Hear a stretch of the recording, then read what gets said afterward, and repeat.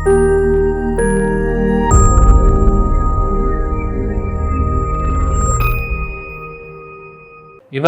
నాకు ఒక పేషెంట్ అడిగిన క్వశ్చన్ గురించి ఆన్సర్ చెప్తాను. బేసిక్గా స్మోకింగ్ చేయకుండా, పొగాకు అలవాటు లేకుండా గొంతు క్యాన్సర్ వచ్చింది sir.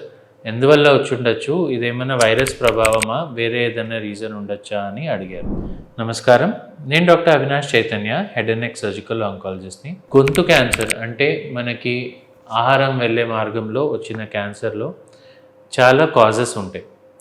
Most common cause is tobacco along with alcohol. అంటే స్మోకింగ్ చేసేవాళ్ళు, పొగాకు యూజ్ చేసేవాళ్ళు, ఆల్కహాల్ తీసుకునేవాళ్ళు, ఎటువంటి అలవాట్లు ఉన్నా కూడా వాళ్ళకి గొంతు క్యాన్సర్ వచ్చే అవకాశాలు ఉంటాయి. ఈ ఇష్యూస్ లేకుండా, అంటే ఈ అలవాట్లు అవన్నీ లేకుండా కూడా చాలామందికి క్యాన్సర్స్ ఈ మధ్య బయటపడుతున్నాయి. కొన్ని రీజన్స్ ఉంటాయి. ఫస్ట్ థింగ్, క్రానిక్ అనీమియా, అంటే చాలా టైంగా మనకి రక్తం తక్కువ ఉండడం వల్ల, మింగుడు పడకపోవడం వల్ల, ఎస్పెషలీ యంగ్ ఫీమేల్స్లో పోస్ట్ క్రికాయిడ్ రీజన్, అంటే మనకి గొంతులో స్టార్టింగ్ భాగంలో ఏదైనా ఇబ్బంది రావచ్చు. రికరెంట్ అక్కడే సన్న దారిలోంచి లోపలికి ఫుడ్ వెళ్ళేటప్పటికి మాటికి అక్కడ అల్సర్ ఫార్మ్ అయ్యి that can turn into cancer.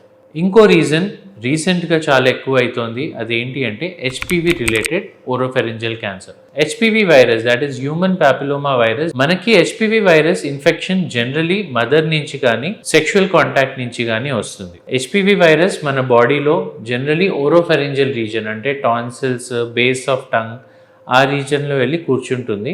And అక్కడ ఇన్ఫెక్షన్ తోటి then it causes multiplication and అట్లా సెల్స్ పెద్దగా అయిపోతూ అక్కడ క్యాన్సర్ ఫార్మ్ అయ్యే ఛాన్సెస్ ఉంటాయి.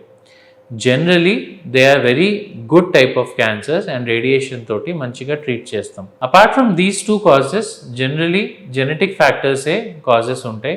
But 90% or at least more than 75% of cancers of the throat or still related to tobacco and alcohol. So ఎటువంటి అలవాట్లు పెట్టుకోకుండా హెల్దీ లైఫ్ స్టైల్ పెట్టుకుంటే చాలా మటుకు మీకు oropharyngeal cancer are throat cancer వచ్చే ఛాన్సెస్ తక్కువ ఉంటాయి.